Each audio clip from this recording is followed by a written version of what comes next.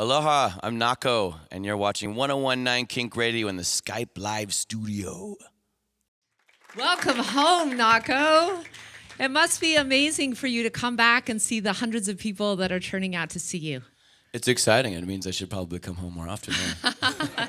Yes, there's a warm welcome every time you come here. You have a new album out called Hoka. I didn't want to call it Hookah. Yeah, we corrected you earlier. It's Yeah. fine. Yeah. And Different things.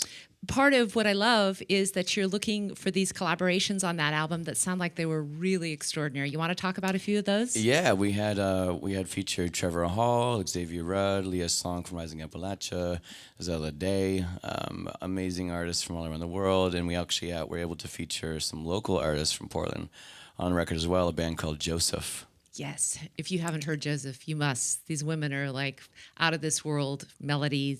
And thank that God voice they're in is this world because they're so amazing, right? Exactly. Yeah, they're incredible. I'm very interested in your background because you were homeschooled.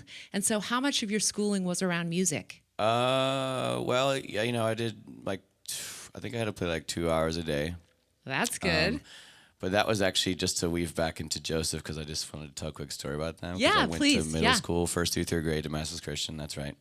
Shout out Damascus Christian. Shout out to the Klausners.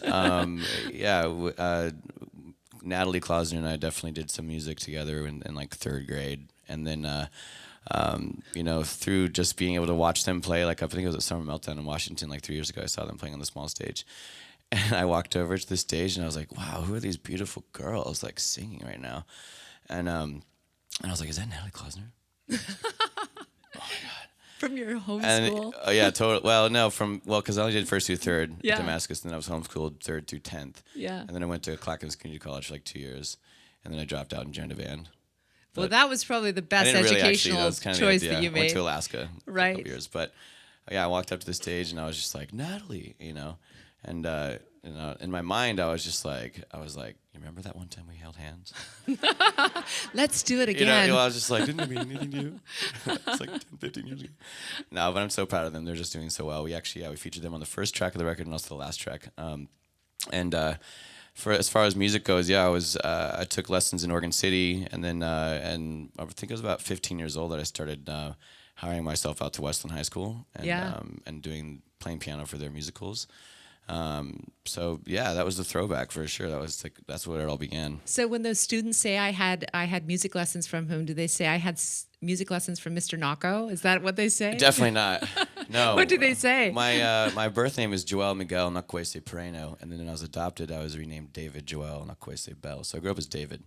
So actually, I don't even think I've ran into any of my own students. Wow. If you're watching, you better be right. Anybody here? No? They're like, everyone's like, no, definitely not us. So your heritage is so fascinating. You're Cherokee, Filipino. Close. Yeah. Oh no. Mescalero Apache, Puerto Rican, Filipino, Chamorro. Wow. Yeah. That's just wild and beautiful. Part bear. Is part of your music to try to bring all those cultural differences together? Funny you ask that. I think a part of my work and definitely a part of my life will end up being working more on the ground in the Philippines. Yeah. There's a lot of work to be done there, and then I definitely have a deep sense of gratitude for my Latin roots. That seems to be more of a chapter that's going to come up sooner than later. I've been to Puerto Rico a couple of times, and then a section of our band is actually from Latin America. So.